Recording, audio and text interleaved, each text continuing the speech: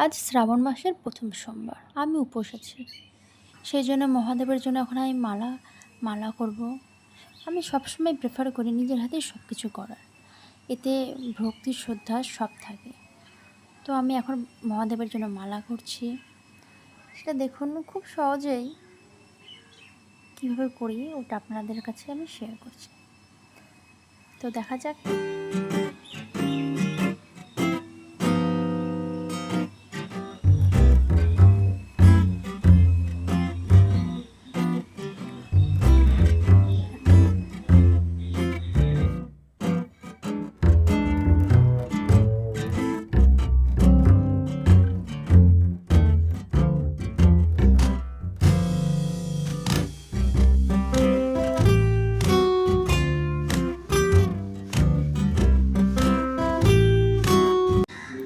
আমার মালা প্রায় কমপ্লিট হয়ে এসেছে। দেখুন 3টে মালা করেছি, একটা বাড়ির জন্য আর 2টো মন্দিরের জন্য। এখন আমি প্রদীপ রং করব। চলো, হলো মহাদেবের জন্য, একটা মা কালীর জন্য। লালটা হচ্ছে মা কালীর, আর একটা যেটা করব নীল কালারের, ওটা হচ্ছে মহাদেবের জন্য। তো চলুন দেখে নেওয়া যাক কীভাবে করছি। আমার প্রদীপ বানানো কমপ্লিট হয়ে গেছে। দেখুন এই নীলটা হচ্ছে মহাদেবের জন্য, লালটা মায়ের জন্য। এটা হচ্ছে আমার গোপসোনা, দেখুন কত সুন্দর লাগছে। আর এই হচ্ছে আমার মহাদেব। দুজনকে খুব সুন্দর করে আজকে সাজিয়েছি, যেহেতু আজকে সোমবার তাই।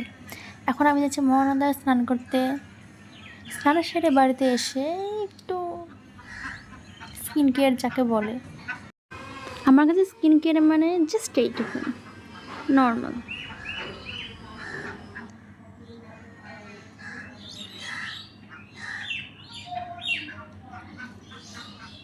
করার পর এখন আমি নেল পলিশ পরব। এই দেখুন আমার নেল পলিশ পরা ডান। এখন পরবো আলতা। আলতা পরাও অলমোস্ট ডান।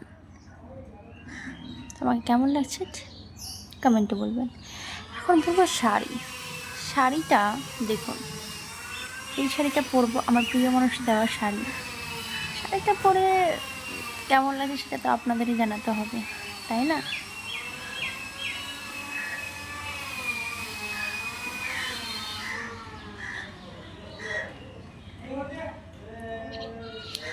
শাড়ি পরা ডান।